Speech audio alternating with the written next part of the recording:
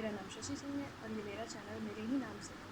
तो जैसा कि हमने अपने पिछले वीडियो में डिस्कस किया था कि अब जो हम अपना वीडियो लाएंगे वो बिहार यूनिवर्सिटी में जो बीएड में सिलेबस चल रहा है उसको लेकर के लाएंगे। तो आज जो हम डिस्कस करने वाले हैं वो बिहार यूनिवर्सिटी के फर्स्ट ईयर का सिलेबस है। जो अभी 2 साल का जो बीएड करंट अभी चल रहा है बिहार यूनिवर्सिटी में, उसमें फ़र्स्ट ईयर में क्या क्या पढ़ना है हम आज उसके बारे में डिस्कस करेंगे। वैसे तो बीएड में लगभग सारी यूनिवर्सिटी में सेम चीज़ ही होता होगा, बट थोड़े डिफरेंसेस अलग अलग यूनिवर्सिटीज़ के बीच में आ जाती हैं। तो बिहार यूनिवर्सिटी के करंट सिलेबस में फ़र्स्ट ईयर में अभी आपको क्या पढ़ना है, उसमें क्या कितने यूनिट्स हैं, किस तरह के टेस्ट्स होंगे, कैसे एग्ज़ाम्स होंगे, हम उसके बारे में आज डिस्कस करेंगे पहले। तो टॉपिक की तरफ बढ़ने से पहले अगर आप मेरे चैनल पे नए हैं तो मेरे चैनल को सब्सक्राइब कीजिए, और जो भी लोग बीएड कर रहे हैं या करने वाले हैं या आपके रिलेटिव्स फ्रेंड्स जो भी इसमें इंटरेस्टेड है उनके साथ ये वीडियो शेयर कीजिए, उनको बोलिए कि वो इस चैनल को सब्सक्राइब करें, क्योंकि अब इस पर जो हम लोग लाएंगे नया वीडियो वो सारा बीएड के ही चैप्टर्स, बीएड के सिलेबस से रिलेटेड सारे वीडियोज़ होंगे। तो हाँ, चलिए अब हम अपना टॉपिक स्टार्ट करते हैं। तो जो बिहार यूनिवर्सिटी में फ़र्स्ट ईयर में अभी करंट सिलेबस चल रहा है उसमें आपको क्या क्या पढ़ना है। तो पहले तो 6 आपको थ्योरेटिकल पेपर्स पढ़ने हैं। 6 जो थ्योरेटिकल पेपर्स हैं उनमें से 3 पेपर्स ऐसे होंगे जो course code 1, course code 2, course code 3, C1, C2, C3, ये जो ऐसे पेपर्स होंगे जिनका 100 मार्क्स का एग्ज़ाम होगा।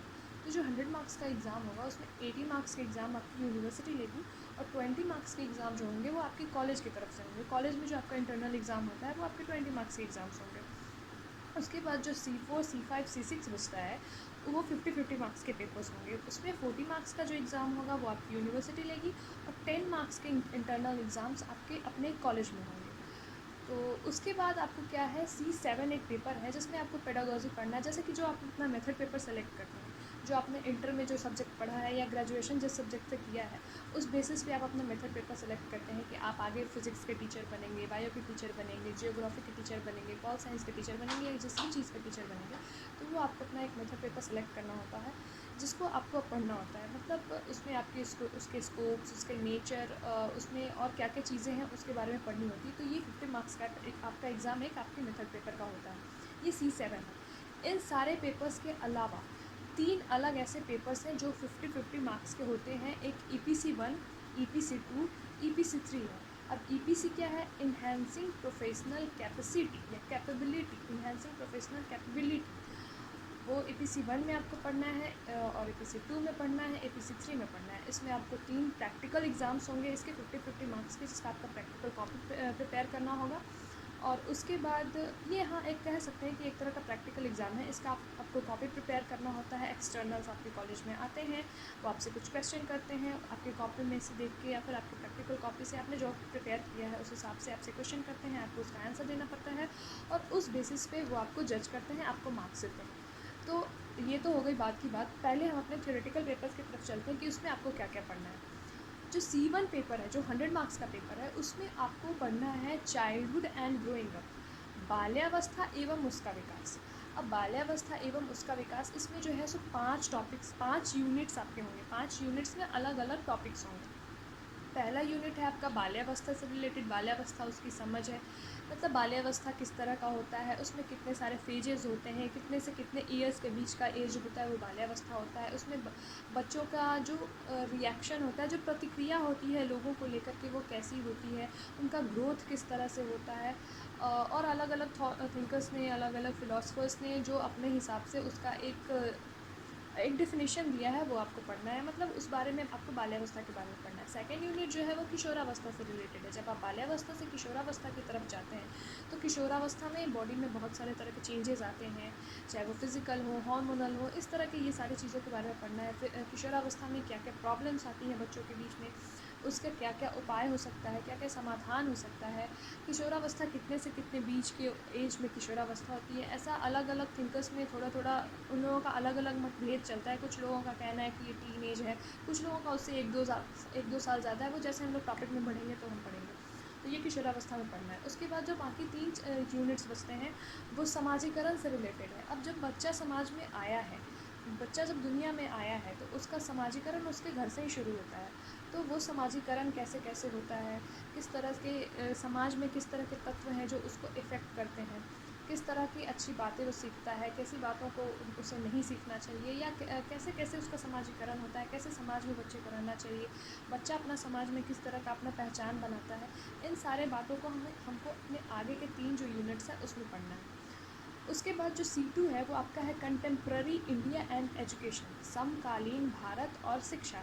इसमें आपको शिक्षा क्या है, शिक्षा के उद्देश्य क्या है, अलग अलग फ़िलोसोफर्स ने जो अपने अपने हिसाब से शिक्षा का एक मेथड बनाया, किस तरह से शिक्षा प्रणाली होनी चाहिए, किस तरह की शिक्षा बच्चों को देनी चाहिए, किस किस तरह के मतलब जैसे एक कुछ लोग आदर्शवादी हैं, कुछ लोग प्रकृतिवादी हैं, कुछ लोग प्रयोजनवादी हैं। तो कौन कौन से थिंकर्स किस तरह से अपने हिसाब से शिक्षा के बारे में सोचते हैं, बताते हैं, उसके बारे में पढ़ना है। और किस किस तरह से शिक्षा दी जा सकती है उसके बारे में पढ़ना है। और शिक्षा को लेकर के कितने तरह के हमारे देश में नियम बने हैं, एक्ट्स बने हैं, उसके बारे में हमको इस कंटेम्प्रेरी इंडिया एंड एजुकेशन में पढ़ना है। अगला जो चैप्टर है वो है अगला जो आपका सब्जेक्ट है वो C3 जो कोर्स कोड है, उसमें आपको पढ़ना है learning and teaching and learning, अधिगम एवं शिक्षण। अधिगम एवं शिक्षण।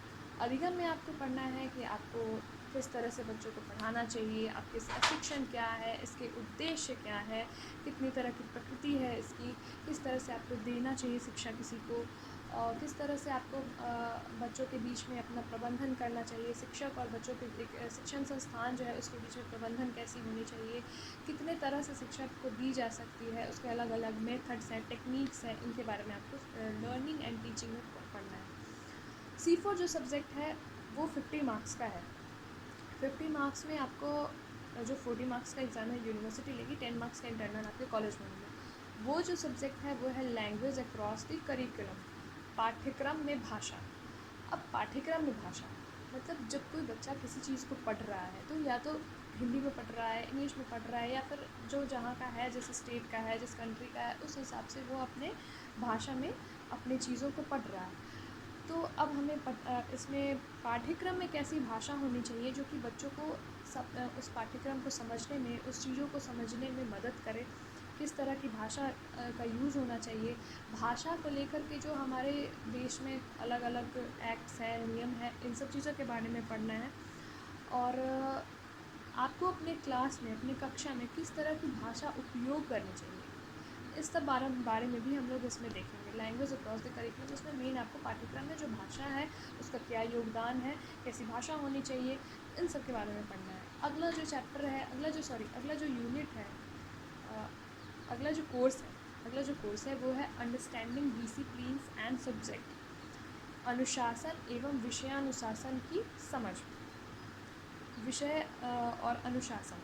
अब हमको जो इसमें अनुशासन के बारे में पढ़ना है वो ये अनुशासन नहीं है कि आपको क्लास में शांति से बैठना है या फिर आपको ऐसे बैठना है, वैसे बैठना है, खाने पीने। ये हमारा जो डेली वे में जो डिसिप्लिन हमारे घर से लेकर स्कूल तक होता है वो उसके बारे में हमें नहीं पढ़ना है। इसमें हमें पढ़ना है विषयों में जो अनुशासन है वो कैसे, एक विषय बहुत बड़े क्षेत्र में जब हम देखते हैं तो वो एक अनुशासन के रूप में होता है, और जब उसमें से अलग अलग उसके ब्रांचेस निकलते हैं तो उसमें अलग अलग विषय होते हैं। जैसे कि साइंस एक डिसिप्लिन है और उसमें जो अलग अलग सब्जेक्ट्स हैं, केमिस्ट्री है, बायोलॉजी है, फिज़िक्स है, या जो भी चीज़ उसमें अलग अलग छोटे छोटे चीज़ें हम देखने को मिलते हैं, जो जो जो दूसरा दूसरा उससे जो निकला हुआ उसकी ब्रांचेज हैं वो विषय हैं। तो उनकी समझ, विषयानुशासन, कैसे कोई विषय विषयानुशासन का रूप लेता है, मतलब कैसे कोई सब्जेक्ट एक डिसिप्लिन का रूप लेता है, कैसे किसी सब्जेक्ट को उन्नत बनाने के लिए उसमें रिसर्चेज होते हैं, किसी सब्जेक्ट में दक्षता प्राप्त करने के लिए, किसी विषय में दक्षता प्राप्त करने के लिए किन किन चीज़ों से, किन किन फेजेस से होकर गुजरना पड़ता है। हम इन सब चीज़ों के बारे में अंडरस्टैंडिंग डिसिप्लिन्स एंड सब्जेक्ट जो हमारा कोर्स है उसमें पढ़ेंगे। अगला कोर्स जो है हमारा C6 वो जेंडर, स्कूल एंड सोसाइटी है। ये भी 50 मार्क्स का है जिसमें 40 मार्क्स का एग्ज़ाम आपको यूनिवर्सिटी लेगी और 10 मार्क्स का जो इंटरनल एग्ज़ाम होगा वो आपकी कॉलेज लेगी। तो जेंडर, स्कूल एंड सोसाइटी में मेन हमको पढ़ना है जेंडर, लिंग सब कोई जानता है, स्कूल विद्यालय, और सोसाइटी। सोसाइटी और विद्यालय में जो लिंग को लेकर के अलग अलग पुल्लिंग है, स्त्रीलिंग है, लड़की है, लड़के हैं, उनको लेकर के जो लोगों के मन में विचारधारा है उनमें जो लड़कियों को लेकर के सशक्तिकरण होती है, जैसे महिला सशक्तिकरण है, या फिर लड़कियों को लेकर के किन किन चेंजेस, कैसी कैसी चेंजेस होनी चाहिए लड़कियों की पढ़ाई में या पुरुष की पढ़ाई में, किस किस तरह की बाधाएं आती हैं, या उसको समाधान के लिए क्या होना चाहिए। मतलब हमारे समाज में, हमारे स्कूल में लिंग को लेकर के जो जो अवधारणाएँ हैं पूरे पुरुष लड़कों और लड़कियों को लेकर के, हमें इसमें इसके बारे में पढ़ना है। C4, C5, C6 जो कोर्स है उसमें आपको बस 3 यूनिट ही पढ़ने हैं। C4 में भी 3 यूनिट, C5 में भी 3 यूनिट, C6 में भी 3 यूनिट्स पढ़ने हैं। अब इन तीनों यूनिट्स में अलग अलग चैप्टर्स, अलग अलग टॉपिक्स होंगे जिनको आपको पढ़ना है। C1, C2, C3 में 5 यूनिट्स पढ़ने होंगे, जिसमें अपना उनका अलग चैप्टर्स है, अपना अलग टॉपिक्स है, जिसको आपको डिस्कस करना है, आपको अलग पढ़ना है। तो वो सब हम अपने अलग वीडियो में, जब हम कल से एक नया वीडियो, दूसरा वीडियो, अगला वीडियो जो भी हमारा आएगा, वो चैप्टर्स में जो टॉपिक्स हैं उनकी डिटेलिंग होगी। तो आपको जो भी प्रॉब्लम होगा आप अपने कमेंट सेक्शन में पूछ सकते हैं मेरे से कि आपको कौन सा टॉपिक चाहिए, कौन सा टॉपिक पे वीडियो चाहिए, कौन सा टॉपिक पे डिटेल्स उनका होना चाहिए। मैं पूरी कोशिश करूँगी कि आपके हर क्वेश्चंस का आंसर दे सकूँ और आपके जो भी डाउट्स हैं उनको क्लियर कर सकूँ। और हाँ, अगर यदि मुझसे छूट जाता है कुछ, या मुझे नहीं आ रहा हो, आपको लगता है कि हाँ मैंने ये चीज़ नहीं बताया है, या ये चीज़ ज़्यादा ज़रूरी है जानना, तो आप उसे बेझिझक, बेहिसाब और आराम से कमेंट सेक्शन में लिख सकते हैं, बता सकते हैं, ताकि वो मुझ तक भी पहुँचे और बाकी जो लोग इस वीडियो को देख रहे हैं उन तक भी पहुँचे। अब जो C7 है, C7A जो है वो पेडागॉजी है। मतलब आपको उसमें आपको अपना मेथड पेपर पढ़ना है। जो आप कॉलेज में आप जो सेलेक्ट करते हैं, जैसे किसी ने बायो सेलेक्ट किया है, किसी ने पॉल साइंस सेलेक्ट किया है, किसी जिसका भी बैकग्राउंड जिस तरह का रहा है, ग्रेजुएशन जिस चीज़ से किया है, या फिर जिसने जो भी इंटर जिस सब्जेक्ट से किया है, उस हिसाब से उन लोगों ने अपना अपना मेथड पेपर सेलेक्ट करना है और उसके बारे में आपको C7 में पढ़ना है। इसमें आपको उस जो सब्जेक्ट आपका है उसका स्कोप क्या है, उसका नेचर क्या है, उस फील्ड में क्या क्या चीज़ें हो सकती हैं, उसको पढ़ने से क्या क्या फ़ायदे हो सकते हैं, उसको क्यों पढ़ना चाहिए, उसको पढ़ाने की कौन कौन से टेक्निक्स हम लोग यूज़ कर सकते हैं, इन सब चीज़ों के बारे में हमको C7 में पढ़ना है। उसके बाद आता है जो EPC1, EPC2, EPC3 है। EPC1 में आपको पढ़ना है reading and reflecting on texts.